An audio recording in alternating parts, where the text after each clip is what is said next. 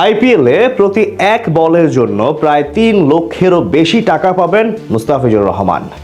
এক ওভারের অর্থ দিয়ে ক্রয় করতে পারবেন একটি বিলাসবহুল গাড়ি অথবা বিপিএল এর জন্য যে কোনো একজন ভালো মানের ক্রিকেটার। ভাবা যায় ম্যাচ প্রতি তার আয় পৌঁছে যাবে জাতীয় দলের বাৎসরিক বেতনের কাছাকাছি। রেকর্ড দামে দল পেয়ে এবার আইপিএলে এমন ইতিহাস গড়েছেন মুস্তাফিজ। সেখানে তার বল, ওভার এবং ম্যাচ প্রতি এমন আকাশ ছোঁয়া চাহিদার হিসাব নিকাশি জানবো রিপোর্টে। একটি বল করলেই আপনি পাবেন বাংলাদেশি মুদ্রায় 500 টাকার 610টি নোট।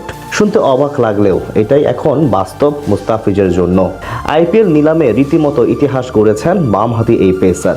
ফ্র্যাঞ্চাইজি টুর্নামেন্ট ইতিহাসে সবচেয়ে দামি বাংলাদেশি ক্রিকেটার হিসেবে আসন্ন ইন্ডিয়া প্রিমিয়ার লিগে যাবেন কাটার মাস্টার। গতরাতে নিলামে 101 নম্বর ক্রিকেটার হিসেবে নাম ওঠে মুস্তাফিজুর রহমানের। সেখানে মাত্র 2 সেকেন্ড পরই তার প্রতি আগ্রহ জানায় তার পুরনো ফ্র্যাঞ্চাইজি চেন্নাই সুপার কিংস। খানিক বাদে বিট জানায় তার গতবারের ফ্র্যাঞ্চাইজি দিল্লি ক্যাপিটালস। দুই দলই নিজেদের প্রাক্তন সদস্যকে পেতে বেশ কিছুটা সময় কারাকারি করে। এর মাঝে তার দাম ছাড়িয়ে যায় 5 কোটি রুপি। সেখান থেকে পর্যাপ্ত অর্থ না থাকায় বিট দেওয়া বন্ধ করে দেয় দিল্লি ক্যাপিটালস।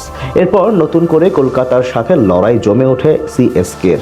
দুই ফ্র্যাঞ্চাইজি মিলে বেশ কিছুটা সময় মুস্তাফিজুরের জন্য একের পর এক বিট দিতে থাকেন। সেখান থেকে দাম পৌঁছে যায় 9 কোটি 20 লাখ রুপি পর্যন্ত। এরপর চেন্নাই অর্থের কথা বিবেচনা করে চুপ হয়ে গেলে তাকে পেয়ে যায় পশ্চিমবঙ্গের প্রতিনিধিরা। অর্থাৎ প্রায় 12 কোটি 46 লক্ষ টাকার বিনিময়ে তিনি খেলবেন কেকেআরে। এবার হিসাব নিকাশে যাওয়া যাক। টুর্নামেন্টে গ্রুপ পর্ব এবং নক আউট পর্বের সবকিছু মিলিয়ে কলকাতা নাইট রাইডার্সের হয়ে মুস্তাফিজুর রহমান সর্বমোট 17টি ম্যাচ খেলার সুযোগ পাবেন। সেখানে যদি প্রতিদিন নিজের কোটার সর্বোচ্চ বল করেন তাহলে মোট 68 ওভার বা 408টি লিগ্যাল ডেলিভারি করতে পারবেন। সেক্ষেত্রে তিনি আইপিএলে ম্যাচ প্রতি পাবেন প্রায় 73 লক্ষ 30 হাজার টাকার মতন। ওভার প্রতি পাবেন প্রায় 18 লাখ টাকা, যা কিনা তার এক ফরম্যাটে বিসিবি থেকে পাওয়া বেতনের বাৎসরিক আয়ের সমান। এমনকি এই পরিমাণ অর্থ দিয়ে আপনি চাইলে বিপিএলে একজন ক্রিকেটারও ক্রয় করতে পারবেন। আর প্রতি একটি লিগ্যাল ডেলিভারির জন্য এবার আইপিএল থেকে ফিজ পাবেন 3,05,000 টাকা। এখান থেকে পরিষ্কার টুর্নামেন্টে কতটা ডিমান্ড ছিল তার। কলকাতা নাইট রাইডার্সের অন্যতম বড় বাজির ঘোড়া ধরা হচ্ছে তাকে। আসলে সবগুলো ম্যাচের একাদশেই দেখা মিলতে পারে দ্য ফিজের। আইপিএলে এর আগে মোট 5টি ফ্র্যাঞ্চাইজির হয়ে খেলেছেন তিনি।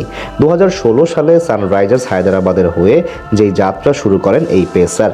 সব মিলিয়ে টুর্নামেন্টটিতে 60 ম্যাচে 65 উইকেট শিকার করেছেন, 8.13 ইকোনমি রেট এবং প্রায় 28.5 গড়ে। গেল সিজনে দিল্লি ক্যাপিটালসের হয়ে 3 ম্যাচ খেলে 4 উইকেট নিয়েছিলেন দ্য ফিজ।